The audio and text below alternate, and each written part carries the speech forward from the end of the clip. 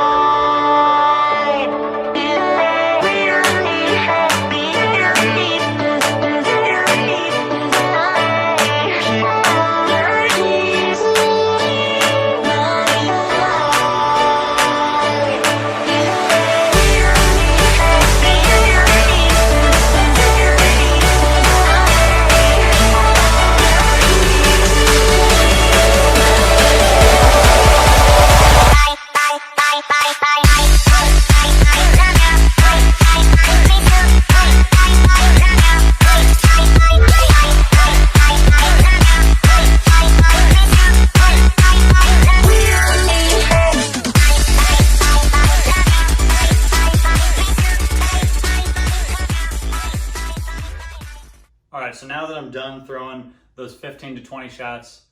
I'm going to talk a little bit about the ball. First off, starting with the layout. So I'm going to show you guys the layout we got here. It is a 4.5 inch pin to PAP for me, which means for me, that's just kind of a normal layout for me. It was meant for, a house shot or an easier condition, seeing as most of the harder conditions I go with the closer 2 inch pin to PAP layout or a further 5.25 plus inch layout. So for me, this was just kind of a normal layout. I really wanted to see what the ball did. And honestly, the original Verge wasn't my favorite ball. I thought it hooked a little early. And usually when that happens, I look forward to the Pearl or the hybrid version, because usually when one ball isn't great for me, if they change up that cover stock, I usually am gonna like it a little bit more. So for the Verge, the original Verge, it just hooked super early. It hooked a ton. And with my rev rate and my ball speed, I just didn't think it was a great match for me. That doesn't mean it's not gonna be a great match for you. But with this Verge Pearl, it changed that cover stock a little bit, got it through the fronts a little more, but that bigger core, that hooking core really helped me smooth it out in the middle of the lane.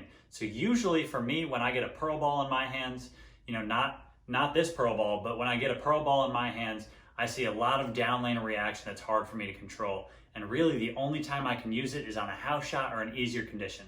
But with this Verge Pearl, I get a little smoother shape, a little earlier read with it being a Pearl ball, and I didn't touch the surface, which usually is something that I do. I would take a Pearl ball, knock the surface off to smooth it out, get it to hook a little earlier, be a little nicer to me down lane. So when I miss a little left, it's not just gonna fire off of the left side of that gutter. And this one did it on its own. I didn't need to touch it. I didn't need to put a layout on it to make it do that. It just kind of did it on its own, which was really cool for me to see. But yeah, I thought it was a really good ball. If I had to rank it in my bag somewhere, I would probably put it, we're talking about a little below the closer in terms of overall hook. So I would put it a little further down lane than that closer, and probably a little earlier than my uppercut. So, we're talking about the tournament bag. So this ball fits into the tournament bag, and since it's a Pro ball, it probably also fits into the house shot bag. So this is another ball that we're talking about that kind of fits into both bags, where I know it's gonna give me that, that overall sharp enough reaction, that risky reaction that I kind of look for on a house shot, where I can throw it harder, I can keep it straighter, and I can really just fire it in the oil while it still hooks. But then when we take it to the tournament, I can still see it reading early enough where if I'm on a harder pattern, it reads early enough, it's smooth enough, and it would only come into play later in blocks, but that doesn't mean that it's not useful. So I'll go from a closer, and then, this might be, along with that redemption hybrid kind of look, this is gonna be along that lines where it's gonna still get through the fronts, but it's still gonna read the middle of the lane and create like a smoother banana shape reaction instead of going down lane and getting a hockey stick. And for me, that's no good. No matter how late in the block, no matter how much hook there is, it's no good when I get too much reaction down lane, because I can really create that on my own and I don't need any help doing that. So when I get that hockey stick reaction, it really kind of hurts my game. But this ball is definitely smooth enough down lane, but still sharp enough to get the corner out. So that's where that Pearl comes into effect. And I think it's a great ball. It fits into my tournament bag probably above my uppercut, below my closer, right around that redemption hybrid, giving me just a different shape with that asymmetric. But this is a symmetric ball, Pearl cover stock, and I think it's a ball that I can fit into my bag pretty easily in terms of I can use it on multiple conditions, as well as when they're easy, and then again when they're hard later in the blocks and I need to move in. So yeah, I hope you guys like this review. I hope you guys, give it a like, comment, tell us what you want to see next. And as always, you can subscribe to our channel. Click any of the links down below we have for you if you want coaching, if you want to support us on Patreon. But yeah, I hope I can, I hope I've done a good job telling you about the ball, showing you what the ball does for me, so you guys can make, the right decision for you, whether this ball is for you or not. I know not every ball is for you, but I think this ball is definitely available, and it's going to apply to a wide range of bowlers, from low rev rate to high rev rate bowlers like myself. I think this ball is going to be useful for pretty much everybody on most lane conditions. So thanks for tuning in. We appreciate you guys following along, and let us know what you guys want to see next.